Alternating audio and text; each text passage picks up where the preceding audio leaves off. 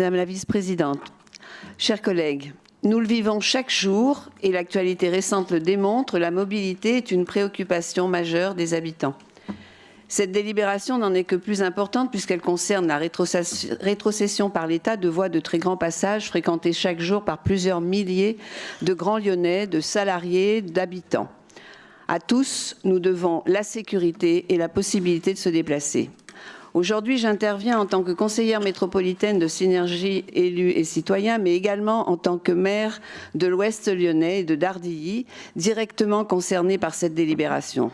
Il y a 4 ans, avec le soutien total du conseil municipal et l'appui du préfet et de la métropole, nous avons adopté la réduction du nombre de voies de circulation sur la RN6, axe très fréquenté à l'entrée de notre métropole.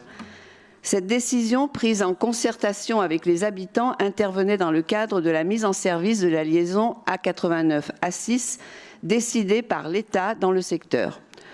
Notre objectif, réduire le nombre de voitures à l'entrée et dans le cœur de Lyon, réduire les vitesses, améliorer la qualité de l'air. Il y a 4 ans déjà. 4 ans d'une ambition freinée, notamment par les négociations avec l'État, et 4 ans pendant lesquels la dégradation des voies s'est accentuée.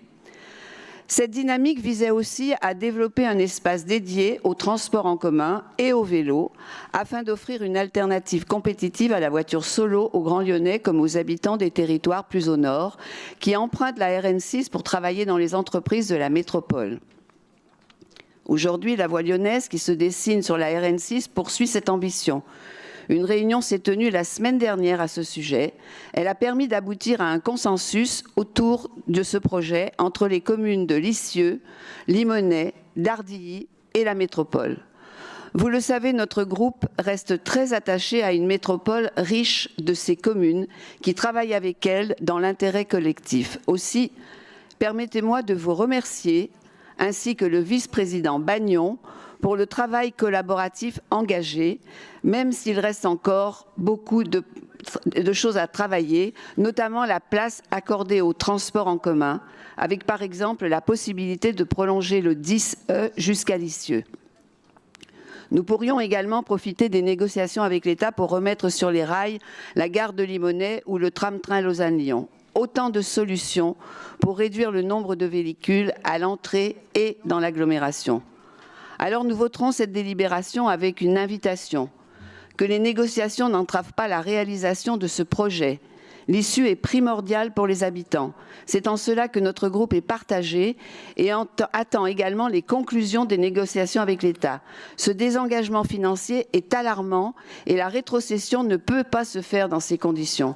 Nous sommes en phase avec la remarque indiquée dans la délibération qui explique que la métropole souhaite récupérer la gestion de la RN6 à condition que l'État participe à la remise en état des chaussées et des carrefours.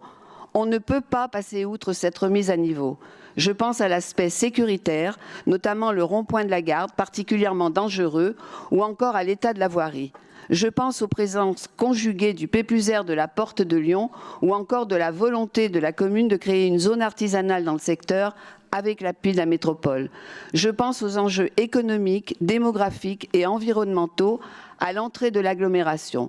Nous pensons tous à l'amélioration de la vie des habitants et des usagers et c'est précisément ces arguments qui doivent primer dans la négociation avec l'État.